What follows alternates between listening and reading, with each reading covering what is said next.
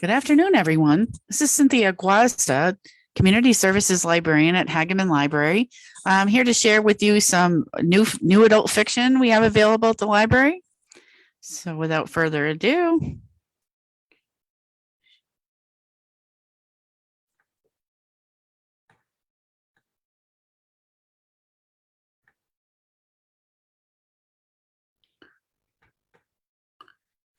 okay. So our new March reads for adult fiction.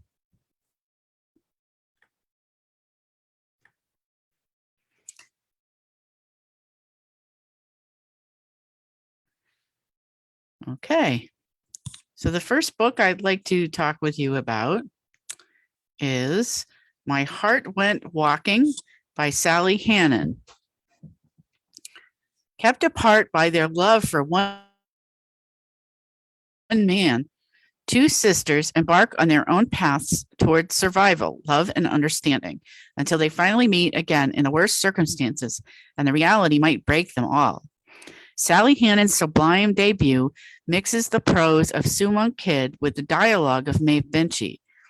With captivating warmth, she pulls us into how it felt to live in Ireland's changing culture of the 1980s and how it often made a woman's decisions for her.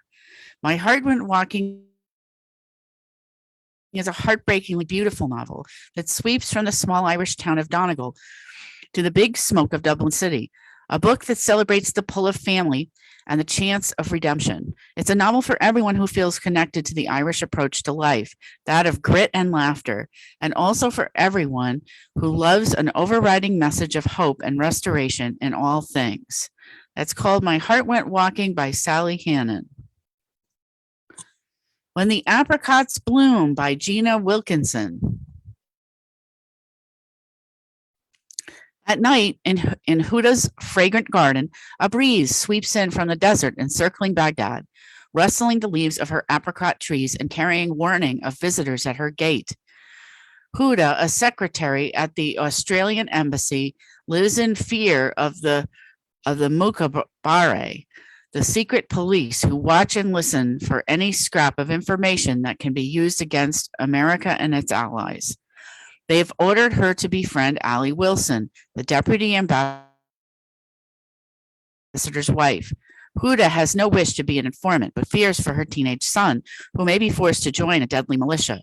Nor does she know that Ali has dangerous secrets of her own. Huda's former friend, Rania, enjoyed a privileged upbringing as a daughter of a sheik. Now her family's wealth is gone, and Rania, too, is battling to keep her child safe and a roof over their heads. As the women's lives intersect, their hidden pasts spill into the present. Facing possible betrayal at every turn, all three must trust in a fragile newfound loyalty, even as they discover how much they are willing to sacrifice to protect their families. When the Apricots Bloom by Gina Wilkinson. Cherish Farrar by Bethany C. Morrow. 17-year-old Farrar Turner is one of two Black girls in her country club community and the only one with Black parents. Her best friend, Cheshire Whitman, adopted by a white wealthy family, is something Farrar likes to call WGS, white girl spoiled. With Brianne and Jerry Whitman as parents, Cherish is given the kind of adoration and coddling that even upper-class Black parents can't seem to afford, and it creates a dissonance in her best friend that Farrar can exploit. When her own family is unexpectedly confronted with foreclosure, the calculating Farrar is determined to reassert the control she's convinced she's always had over her life by staying with Cherish, the only person she loves, when she hates her, even when she hates her. As troubled Farrar manipulates her way further into the Whitman family, the longer she stays, the more her own parents suggest that something's wrong in the Whitman house. She might trust them if they didn't think something was wrong with Farrar too. When strange things start happening in the Whitman household, debilitating illnesses, upsetting fever dreams, an inexplicable inexplicable tension with Cherish's hot-headed boyfriend and a mysterious journal that seems to keep track of what is happening to Farrar.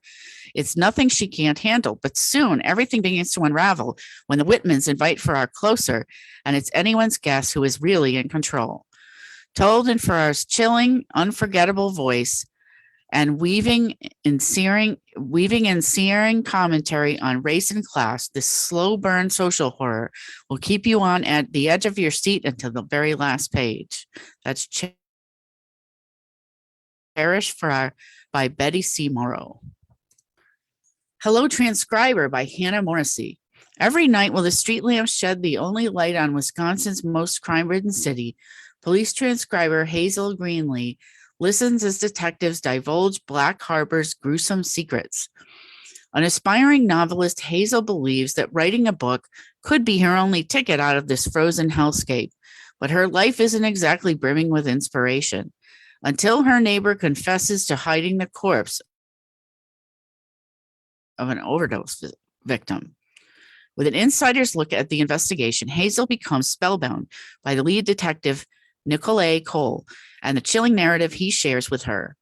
Through his transcription, she learns that the suspicious death is linked to Candyman, a drug dealer notorious for selling illegal substances to children.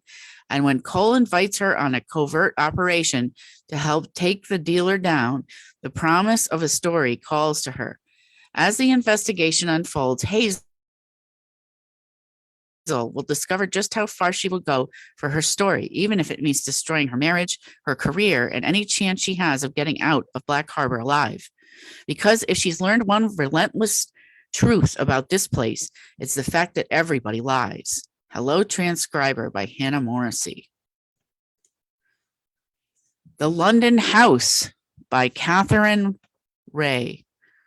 Caroline Payne thinks it's just another day of work, until she receives a call from Matt Hammond, an old college friend and historian. But pleasantries are cut short. Matt has uncovered a scandalous secret kept buried for decades. During World War II, Caroline's British great-aunt betrayed family and country to marry her German lover. Determined to find answers and save her family's reputation, Caroline flies to her family's ancestral home in London. She and Matt discover diaries and letters that reveal her grandmother and great-aunt were known as the Waite sisters. Popular and witty, they came of age during the interwar years, a time of peace and luxury filled with dances, jazz clubs, and romance. The buoyant tone of the correspondence soon yields to sadder revelations as the sisters grow apart, and one leaves home for the glittering fashion scene of Paris, despite rumblings of a coming world war. The London House by Katherine Ray. Beautiful Little Fools by Gillian Cantor. On a sultry August day in 1922, Jay Gatsby is shot dead in his West Egg swimming pool. To the police, it appears to be an open and shut case of murder-suicide when the body of George Wilson, a local mechanic, is found in the woods nearby. Then a diamond hairpin is discovered in the bushes by the pool, and 3 women fall under suspicion. Each holds a key that can unlock the truth to the mysterious life and death of this enigmatic millionaire. Daisy Buchanan once thought she might marry Gatsby before her family was torn apart by an unspeakable tragedy that sent her into the arms of the philandering Tom Buchanan. Jordan Baker, Daisy's best friend, guards a secret that derailed her promising golf career and threatens to ruin her friendship with Daisy as well. Catherine McCoy, a suffragette, fights for women's freedom and independence, and especially for her sister Myrtle Wilson, who's trapped in a terrible marriage. Their stories unfold in the years leading up to that fateful summer of 1922, when all 3 of their lives are on the brink of unraveling. Each woman is pulled deeper into Jay Gatsby's romantic obsession, with devastating consequences for all of them. Gillian Cantor revisits the glittering jazz age world of F. Scott Fitzgerald's The Great Gatsby, retelling this timeless American classic from the women's perspective. Beautiful Little Fools is a quintessential tale of money and power, marriage, and friendship. love and desire, and ultimately the murder of a man tormented by the past and driven by a destructive longing that can never be fulfilled. That's called Beautiful Little Fools by Gillian Cantor. The Paris Bookseller by Carrie Mayher.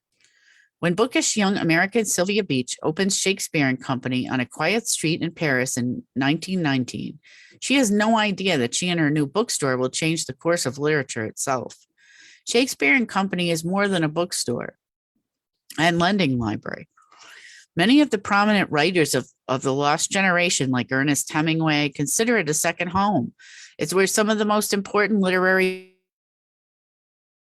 friendships of the 20th century are forged, none more so than the one between Irish writer James Joyce and Sylvia herself. When Joyce's controversial novel Ulysses is banned, Beach takes a massive risk and publishes it under the auspices of Shakespeare and Company. But the success and notoriety of publishing the most infamous and influential book of the century comes with steep costs. The future of her beloved store itself is threatened when Ulysses' success brings other publishers to woo Joyce away. Her most cherished relationships are put to the test as Paris is plunged deeper into the Depression, and many expatriate friends return to America. As she faces painful personal and financial crises, Sylvia, a woman who has made it her mission to honor the life-changing impact of books, must decide what Shakespeare and Company truly means to her. That's called The Paris Bookseller by Carrie Mayher. Don't Cry for Me by Daniel Black. As Jacob lies dying, he begins to write a letter to his only son, Isaac. They have not met or spoken in many years, and there are things that Isaac must know, stories about his ancestral legacy in rural Arkansas that extend back to slavery, secrets from Jacob's tumultuous relationship with Isaac's mother, and the shame he carries from the dissolution of their family, tragedies that inform Jacob's role as a father and his reaction to Isaac's being gay. But most of all, Jacob must share with Isaac the unspoken truths that reside in his heart.